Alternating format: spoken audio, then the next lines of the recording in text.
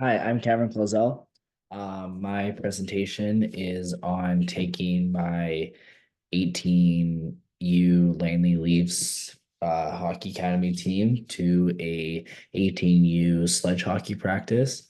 And my practice plan is to talk to Hockey Canada about it and rent sleds, sticks, pucks, and get in touch with a 18U sledge hockey team in the area so we can learn the game of sledge hockey, experience what it's like to play an adaptive sport, and do a scrimmage with them, inter squad.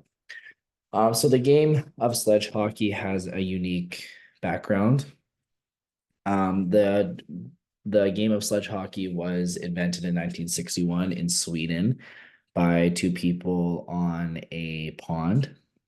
And then in 1979, Dick Louise, who was the director of the Toronto Olympiad, brought back a sled from Europe, and it was given to him by Rolf Johansson, who was a Paralympic gold medalist in wheelchair track and field, and he was one of the inventors of sledge hockey. In the beginning, sledge hockey had a tough time receiving funding and trying to become a legitimate sport. But later on, in 1993, sledge hockey got funding from Hockey Canada and became a Paralympic sport. So sledge hockey, same rules as ice hockey. One main difference in the rules of sledge hockey and ice hockey is in sledge hockey, you have to hit shoulder to shoulder. You can't go sled into another sled because that's dangerous. In sled hockey, you have two sticks that are smaller and they have spikes on the end of their stick. And you're sitting in a sled, has a plastic seating area, and your feet are straight and you don't have skates on. And then there's a blade on the back of the sled, and there's the spikes at the end of the sticks. And you go up here, put the spikes into the ice, and you pull yourself forward. And then you have two sticks and a puck. So instead of in hockey where you stick handle with one stick, you stick handle back and forth with two sticks. And then you can shoot left-handed or right-handed with your two sticks. Well, I got this idea from a video I saw, and this video is an old one. It's from 2014, and it shows NHL hockey players, and they participated in a sledge hockey practice. I will go ahead and share my screen and show the video done by Gatorade.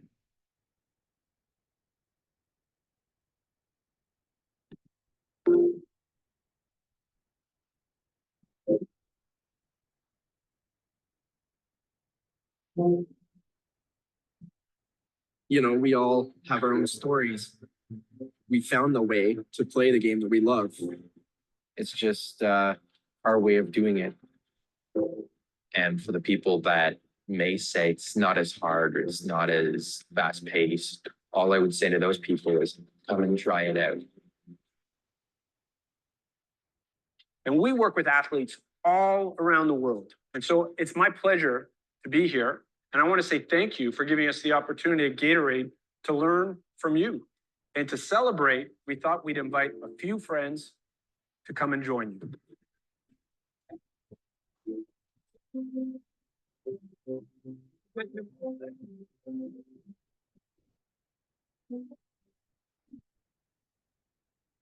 How's it going? You guys think we can join you here today? I'm running Crosby, he's running Drew. They're gonna slow us all down. Hey, we need a few things up here. Hey, hold on, I'm a little scared. Like I said, I'm just gonna try to get from one end to the other. We kind of introduce them to the world of sledge hockey and show them what we do.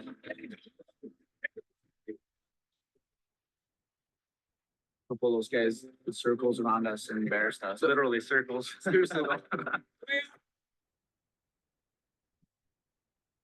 So a couple points from that video that inspired me to do this idea was These are NHL hockey players, and not only are they NHL hockey players, they're very good NHL hockey players. They're all stars, and they're talking about how they were scared of going out there and how they were just trying to get from one end of the ice to the other, and they were skating circles around them, and they had a tough time out there. And when you're 18 years old, I found from training multiple people in high school that around 17, 18, you can start get a little bit cocky if you're really good at a sport, and a little bit full of yourself. So I think this opportunity will help the athletes that I train have to humble themselves a bit. And like the sledge hockey player said in the video, like if you think this is easy, then come try it. And that's exactly what I want to do with these athletes. This experience, I'm hoping to take around 80 minutes. And I want this 18U sledge hockey team to effectively teach the ice hockey team how to play. And then obviously the sledge hockey coaches will be out there as well, teaching these boys how to play. So the learning experience level is not one because none of these boys have played sledge hockey before, and they're in a hockey academy, so they're advanced hockey players, and they have a lot of experience in playing ice hockey. So some core competencies from this, well, sledge hockey places a strong emphasis on team members needing to communicate in a concise manner. It is a Paralympic sport, so a player might be deaf, and then you have to get creative because you can't call for a pass. And then they'll have to use verbal and nonverbal cues to effectively communicate with each other, goals, tactics, plays, calling for a pass. And they'd have to do that in a different way than what they are used to. And then empathy and comprehension, and then engaging in a sledge hockey environment.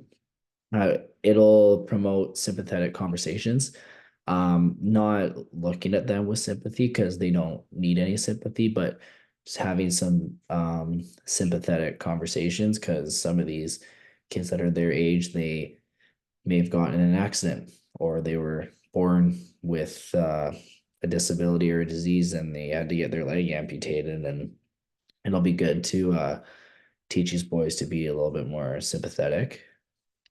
And by asking questions to coaches and other players, these players will get an understanding of respect, and they'll have a better understanding of um, how people with disabilities are, different. Um, they can still talk and they can still hear if they're not deaf. But even if they're not, we're all still human beings, and everyone should be treated with respect. Also, critical thinking. Taking part in sledge hockey will promote critical thinking around the sport.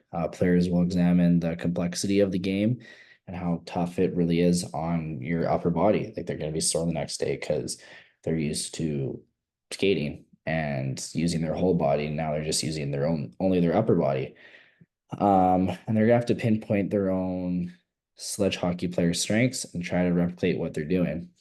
So, what I'd like to do, I'm going to talk about this later, but there will be a sledge hockey player with an ice hockey player, and there will be their partner for the day for the ice hockey player to have that communication and connect with that person and also trying to mimic what they're doing. Um, Taking part in sledge hockey will promote critical thinking, um, and how society views them. Um, so they will have to comprehend their disability a little bit more, which will take some critical thinking. Um, Players may have questions and their own assumptions, and then they'll get a greater awareness of the difficulties faced by those with disabilities and people that are their age. Um, Also promote how society views people with disabilities. Players are gonna question their own assumptions and they will get a greater awareness of the difficulties faced by those with disabilities. Community engagement, social responsibility, and a sense of community can be fostered by the experience with these people that are their age. Participants can be motivated to donate their time to sledge hockey, whether that be just watching one of their games, right? In the Paralympics with sledge hockey, they don't get as many fans as, an Olympic gold game in ice hockey. So just taking the time to be friends with these kids and donate their time to making sledge hockey bigger. Um, and some crucial points to remember is safety. They do have spikes at the end of their stick, which is a safety hazard. And it's important to put safety first. Make sure that they have the right tools and proper oversight is available. So just make sure the sledge hockey coaches are out there and the ice hockey coaches of the team as well. Um, Stress the value of always treating sledge hockey players with decency and good sportsmanship. These boys can get really competitive with each other, and just to remind them throughout the practice that we're here to be good sports and try not to get too competitive with the other players. And after the event, set aside time for the players to reflect, whether that be in the locker room or maybe on the bus going home. Talk about what they've learned and how they may use it in their own life. So the big idea from this is empathy and perspective. More perspective than empathy, kind of putting yourself into their shoes. It's gaining insight from the experience of people with disabilities. This will enable us to be more understanding, respectful, and appreciative of the various obstacles and skills that people with disabilities face in both life and sports. Like you heard in that video from Sidney Crosby, who was the best player in the NHL at the time. He's like, I'm just trying to make it to one end of the ice to the other. And for someone who's at the top of their game, who's the best in the world, to say that, it humbles you pretty quickly. Adaptability and resilience as well. Getting used to new situations and obstacles encourages resilience, collaboration, and an understanding of many methods of reaching objectives. So with that, creating resilience, not only will those help those kids in life, um, and getting over new obstacles and new challenges, but also help them on the ice, right? Like knowing how to learn a new skill and how to not beat yourself up when you're failing. It's a good skill to learn for in hockey, but also just in life. So learning standards with the perspective and empathy, while gaining insight into the lives of people with disabilities, that develops our ability to respect, empathize with, and value the various obstacles and skills people with disabilities face both in life and in sports. Also with this is these students will value their privileges, right? Having all your limbs is a privilege. Not having a disability is a privilege. And even having enough money to play in a hockey academy is a big privilege. There's no hockey academies for sledge hockey players. So just understanding their privileges will help with their growth as they transition from high school to college. Um, so student-friendly intended learning target. These are the I can statements. So these students, after the experience, will be able to say, I can engage in an adapted activity. I can develop a different skill and I can see what it's like to have a disability. And after they will also do the I knows. So they will say, I know the rules of sledge hockey. I know how to play sledge hockey. I know that sledge hockey is a challenging and physical game. It's full contact, and they will see how students engage with sledge hockey players before and after. So the coaches will examine, including myself, how students engage with sledge hockey players before and how they might be a little bit awkward, and then how they engage with them after. So accommodations and extensions. Have the sledge hockey players be allowed to do full contact with each other, with the other sledge hockey players. I think that'd be a super cool experience to for the ice hockey players to see these sledge hockey players like really go at it and see their physicality and how they play the game. However, sledge hockey players are not allowed to hit the ice hockey players, just so nobody gets hurt and they don't know how to play the sport. So engaging in full contact could be dangerous. And also when we do the scrimmage, mix up the sledge hockey players and the ice hockey players um, on different teams. So not have sledge hockey players versus ice hockey players, because that won't be any fun for the ice hockey players. And also that connection is what we're looking for. So, on the bench, right? Having conversations on the bench, calling for passes, having somebody on your team will really develop that connection between these sledge and ice hockey players.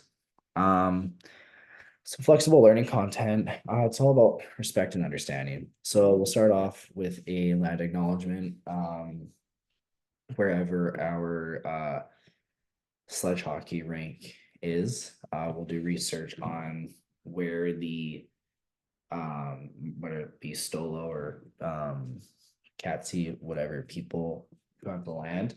We'll do a land acknowledgement for them. And in the indigenous community, respect and understanding is huge. So just following those principles. We'll learn from the distinct viewpoint of sledge hockey players. A big viewpoint in indigenous people is they learn from others. And then we will be able to learn from the point of view of sledge hockey players. And we'll respect everyone and be grateful for the chance to play. Indigenous people are very grateful for the land they live on, and they show a lot of respect to the land. And we're gonna take those values into account. Community, Indigenous people are big into community and keeping their land. So we'll work with the local sledge hockey 18U team after the experience. And hopefully we can do it year after year and it'd be a really cool experience. And offer to volunteer with sledge hockey programs in the future, whether that be players or coaches, and make sure the event is accessible to everybody. So making sure it's at a sledge hockey rink. Sledge hockey rinks are different than ice hockey rinks, which we will talk about later. So making sure that the event is accessible. Like I just stated, sledge hockey rinks are different than ice hockey rinks. I was actually just in Edmonton last week with all of the hockey academy teams, and one of the games we played at a sledge hockey rink. And basically, what they do is the ice carries into the boards. So usually, let's say if this is, the bench here, right? Here are the boards. Literally inside the boards will be an ice surface. So sledge hockey players can just go right into the boards. Usually there's a mat there. But what they do is they put for the ice hockey players, they'll put a rubber mat over the ice. And then when sledge hockey players are playing, they'll take the mat off and it will be the ice surface inside the bench. So making sure that's accessible. I noticed also in Edmonton, the doors to the locker rooms, they were censored. So basically, if I was going to walk into a door, right, I turn the handle and open up the door. They had sensors at about knee height, and you wave your hand over the sensor and the door opens. So another accessible tool looking for a rink with that. This was in Edmonton, so just doing research on a sledge hockey rink around here. And then if a sledge hockey rink around here doesn't have the sensor, we could talk to the rink about, hey, like, this is what they have in Edmonton. You guys have sledge hockey players that play here. This is, a good idea. And then lastly, with a sledge hockey rink, is the boards have to be see-through, because if you're on a sled, you're down around, knee height, and if the boards aren't see-through, you're not gonna be able to see what's going on the ice. And if you're making a change and you can't see what's going on, you're not gonna be able to get on and off as quickly. There's gonna be a lot of miscommunication. And then also with an ice hockey rink, typically at the end of the boards, there's a gate. And then at the end of the other boards, there's another gate. With sledge hockey, there's a gate at the end and there's another gate in the middle. So they come in through the end gate, and then they glide to the middle, and then they go out the middle instead. And it's just easier that way. So just making sure we have a sledge hockey rink. And then taking my experience from Edmonton last weekend, I've seen a sledge hockey arena and how well they did if those certain things aren't at the sledge hockey rinks around the lower mainland, saying, hey, like another opportunity to volunteer, right? And respect the sledge hockey players' skills and be careful how you speak to them. These players, like I said, they can get very competitive, and we don't need any chirps. We don't need anybody, getting too competitive with each other. Material. So like I talked about earlier, I would like each sledge hockey player to be a partner with an ice hockey player. So the sledge hockey player can coach somebody one-on-one and create that connection. And I want only veterans from the 18U team, because we have 20 players on the U18 team, and that's having 40 people on the ice is just too much. And then having access to 20 sleds is a lot. So just the people that are about to go off to college. There's roughly 10 players on our team that are veterans. So being able to communicate that with the coach, like, hey, pick 10 players that are also veterans from your team, and we'll have veterans from our team, and create that environment with veterans only.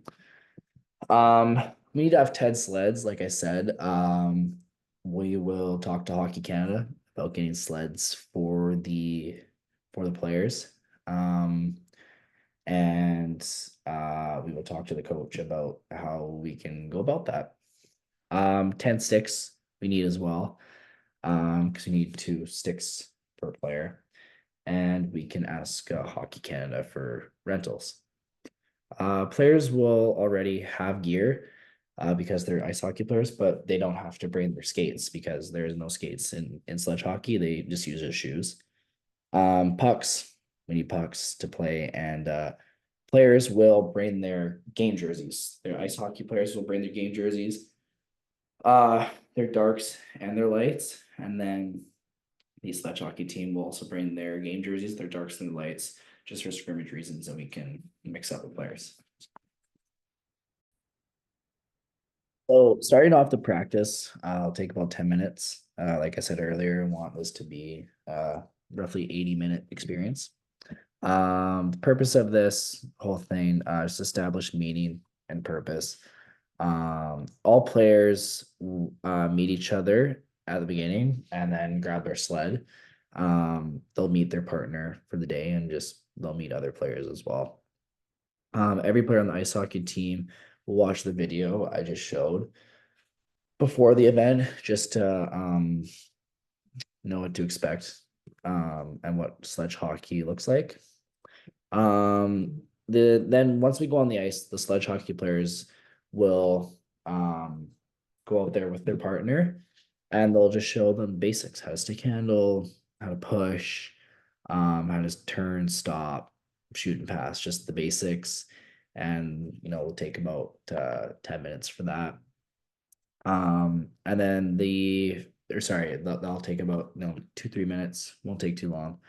And then this is gonna be the first drill, is the 4 lines drill. It's a hockey drill that you learn to do when you learn how to skate, stick handle, shoot, pass, all of the basics. So what will happen is there will be 4 lines right near the net at the far end.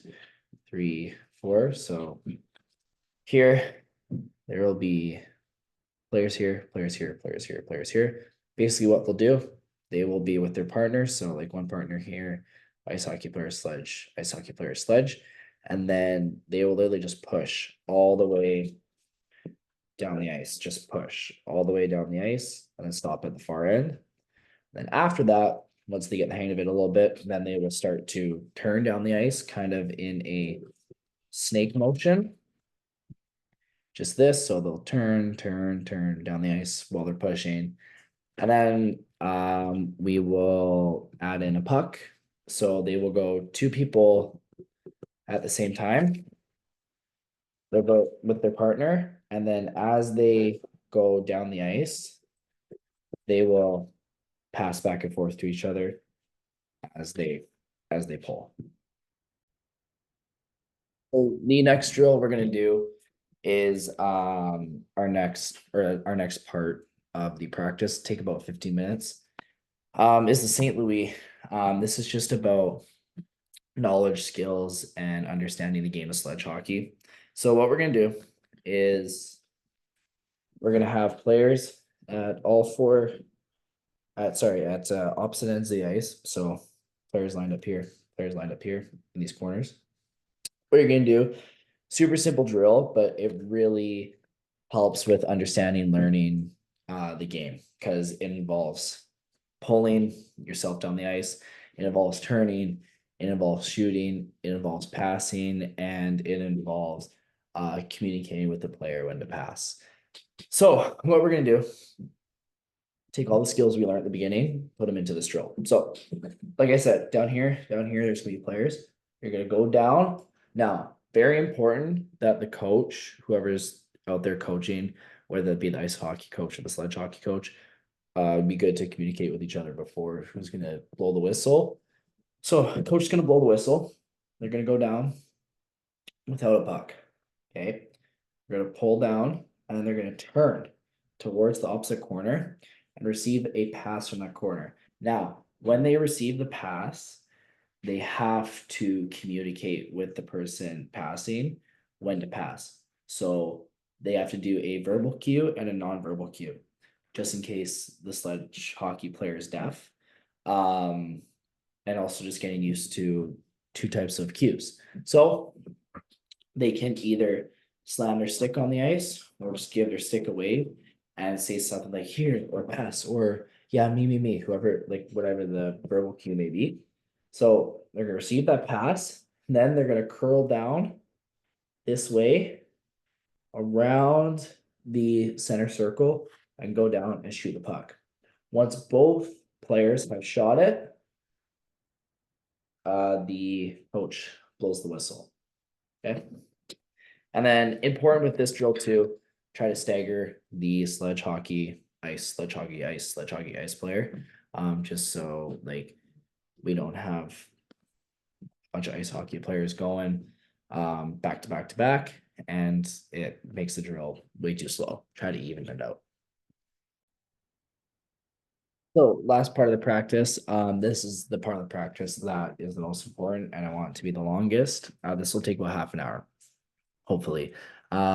This is the extended. So the purpose is using new learning skills and trying the game of sledge hockey and having fun. That's the most important. So what we're gonna do to start, just for them to get used to playing in a environment, is we're gonna have 2 mini games to start. So the mini games will take place at opposite ends of the ice, just below the blue line. So we will need 4 nets for this. There's always nets behind the Zamboni area, so a coach could just go ask for one. And there will be players lined up at both blue lines. So that's just all of the X's right here. Hit, net, net. Basically, coach will be here in the middle, chip a puck in, and we'll just do 2-on-2. So making sure that you are with your partner. So with the ice hockey player, with their sledge hockey partner, chip the puck in, and then they'll just play, have some fun, right? Maybe a minute, minute and a half in there. And then we'll do that for I think about 10 minutes. And then after that, coach blow the whistle, and then we will start our scrimmage. So that's one option we can do. The option that I would rather do, just for some flexibility, I gave that option, but what I would rather do is a 5-on-5 mini game below the blue line where they're just playing the whole time, but players might be tired and need a rest. So that's just the other option. We'll see, depending on how tired the players are. After this, coach blow the whistle, and then we'll mix up teams, trade jerseys, mix up teams, and we will play a scrimmage. Ice hockey players will be put in a position to solve their mistakes in a high real game situation, a high pace real game situation, which will be good for them. And like I said, zero contact with the ice hockey players. Ice hockey players cannot hit other ice hockey players, and sledge hockey players cannot hit ice hockey players. Only the sledge hockey players can hit each other. And I think that'll be a really cool experience for the boys. Like I said, just see how physical the game really is, and it will be a lot of fun. Um, the objective of this is to get used to playing in a situation that's a game, and it'll be through an organized scrimmage. So an organized scrimmage is a little bit different than a regular scrimmage. If there's any major mistakes, coach will blow the whistle and then show the player what to do instead, and then blow the whistle, and then the game will go again. While a scrimmage is you're not stopping in the middle of the play. If you make a mistake, you just go. While this one just show the ice hockey players what to do properly. Not any like little mistakes. There'll be 900 whistles throughout the game, but any like major mistakes, coach will blow the whistle and show the ice hockey player what they should have done properly. And then if there's too many whistles, then we'll be flexible and we'll adjust and we'll just tell them to go instead and not worry about the mistakes.